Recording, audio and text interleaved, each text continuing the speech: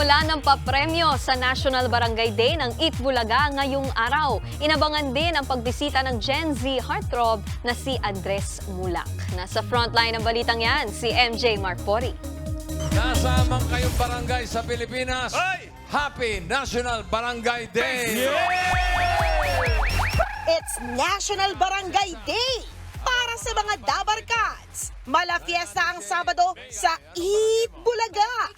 Dahil pambansang araw ng mga barangay, tampok sa EB. Ang iba't ibang barangay na dati nang nasugod ng Dabar Cats. Sila ang mga nagpakita ng bayanihan, pagtutulungan at pagkakaisa. Kaya nominado sila sa Super Special Bayanihan.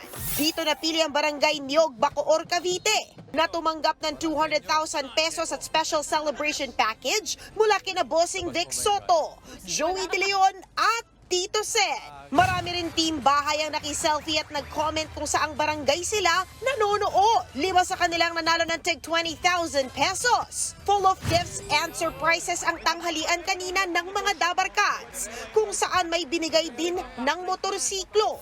Inabangan din ang unang guesting ng hottest Gen Z heartthrob na si Andres Mulak, si Riza May Dizon. Kilig na kilig! Agad tuloy nag-trending si Andres at ang hashtag EatBulaga sa TV5.